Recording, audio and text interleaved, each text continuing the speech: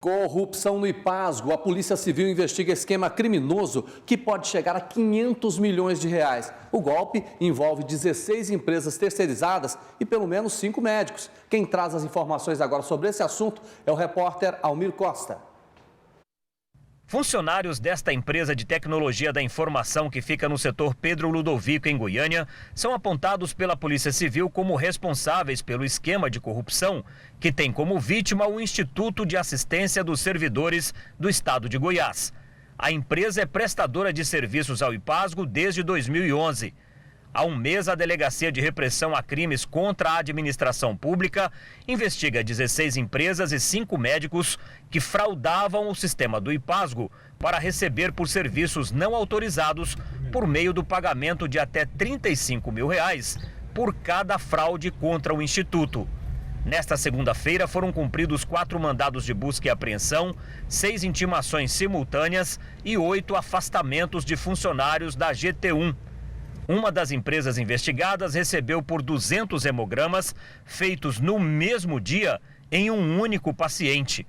Em alguns casos, a investigação apurou que médicos chegaram a faturar até R$100 mil por inserção irregular no sistema do IPASGO. Um funcionário do Instituto que trabalhava no setor de faturamento e que foi alvo de busca e apreensão era a ponte entre médicos, clínicas e laboratórios credenciados para a prática das fraudes, que nos últimos 8 anos deve ter provocado um prejuízo de R$50 milhões. A investigação identificou uma tabela com 100 novos nomes de empresas e de médicos que seriam inseridos no sistema do IPASGO de forma fraudulenta. O esquema foi descoberto a partir de uma auditoria interna feita pela atual gestão. Um outro braço da investigação apura se 15% dos 625 mil usuários do IPASGO tenham sido conveniados de forma irregular. A estimativa é que o rombo total para o IPASGO seja superior a R$500 bilhão, uma vez que, segundo o secretário de Segurança Pública, a investigação está apenas no início. É um trabalho hoje muito volumoso, mas que nós vamos fazer de maneira integrada para chegar a esses números, para chegar a esses fraudadores.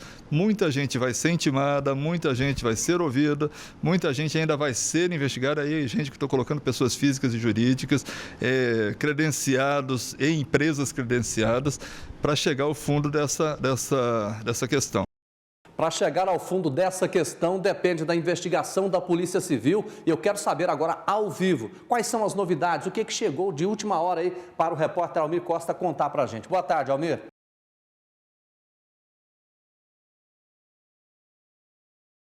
Boa tarde, Jodevar. Boa tarde aos nossos telespectadores. Pois é, essa investigação continua sendo feita aqui pela Delegacia de Repressão contra Crimes contra a Administração Pública. O delegado Raniel Almeida é o responsável por esse trabalho. Tem alguma novidade, delegado, que já foi descoberta agora e que também corrobora com esse trabalho que já foi feito até agora nessa fraude contra o IPASGO? Boa tarde.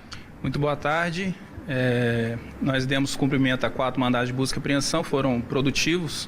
Nós apreendemos bastante documentação na casa desses investigados.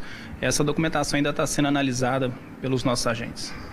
O rombo pode ser maior do que já foi identificado até agora? Sem dúvida. Essa investigação é apenas um braço das muitas fraudes que vinham acontecendo dentro do IPASGO. Nesse caso específico, seria o cadastro irregular de padrões de cobertura.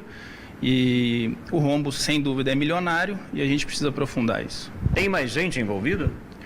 Muitas e muitas pessoas envolvidas, tanto pessoas físicas quanto pessoas jurídicas. Mais de 20 prestadores de serviços, como médicos, clínicas, laboratórios, hospitais, já foram identificados. Mas essa primeira fase, ela focou em retirar essas pessoas daquele núcleo para evitar que novas fraudes fossem cometidas. Mas as novas fases, elas vêm atrás agora das pessoas que se valeram dessas fraudes perpetradas pelo Núcleo de Tecnologia da Informação da GT1.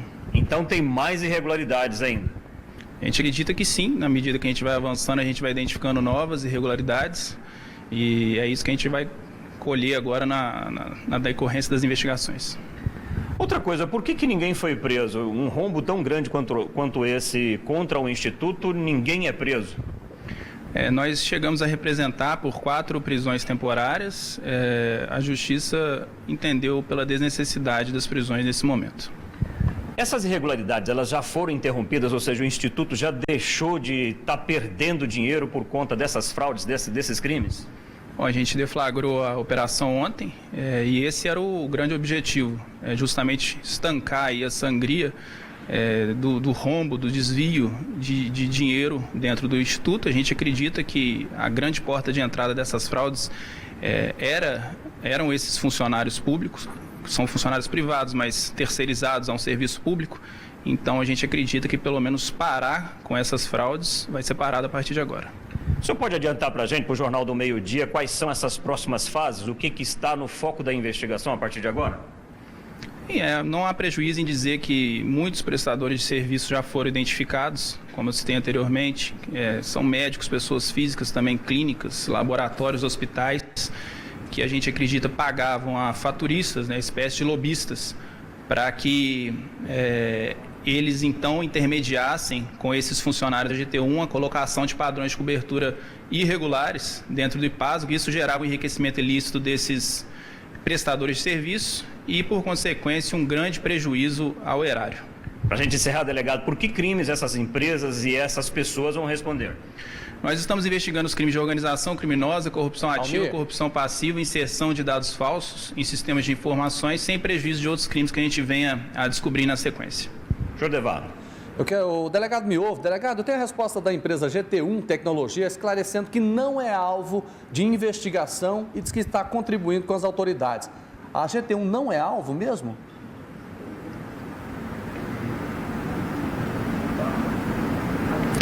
Nesse primeiro momento, a gente focou nesses empregados da GT1 que a gente já conseguiu identificar que praticavam uma série de fraudes lá dentro. Sem prejuízo de que a empresa venha a ser investigada se a colheita de elementos demonstre isso na sequência das investigações. Se os funcionários estão sendo investigados, a empresa por consequência, não? Esses funcionários a gente já conseguiu elementos para demonstrar que eles se valiam das funções que eles ocupavam lá dentro, e o que a gente aprofunda agora era até que ponto nessa hierarquia era sabido dessas fraudes, porque a gente já conseguiu demonstrar que os sistemas eram muito frágeis e dava aparência que eram deliberadamente construídos dessa maneira para permitir as fraudes. Ok, delegado, muito obrigado pela participação no Jornal do Meio-Dia. É uma situação terrível, né? O IPASGO, que funciona aí no vermelho, teve que fazer um aumento agora de 21% para os seus usuários pagar para poder continuar pagando os seus prestadores de serviço. E aí agora vem essa notícia, como disse o secretário de Segurança Pública, um provável rombo aí de quase R$500 bilhão. Tomara que esse dinheiro volte para os cofres do Instituto para que ele volte a operar normalmente. Voltamos ao estúdio. É isso daí, Almir, muitíssimo obrigado. Obrigado ao delegado, parabéns pelas investigações. Complementando o retorno da empresa, a GT1 Tecnologia informa que foi contratada pelo IPASGO em processo licitatório para oferecer ao órgão mão de obra terceirizada nas áreas administrativa e de tecnologia da informação, não realizando a gestão dos respectivos serviços. E tem também uma nota da direção do IPASGO informando que vê com tristeza o assunto, mas afirmou que defende e apoia toda medida de combate à corrupção por entender que tais irregularidades podem colocar em risco a sustentabilidade do plano e, consequentemente, o atendimento à saúde de milhares de cidadãos goianos. São esses mesmos cidadãos goianos que têm todo mês descontado ali no contra-cheque uma quantia que não é pequena e, mesmo assim, quando vai ao médico fazer uma consulta ou realizar qualquer tipo de exame, ainda tem que arcar com complemento. E agora o usuário assistindo tudo isso. Lamentável.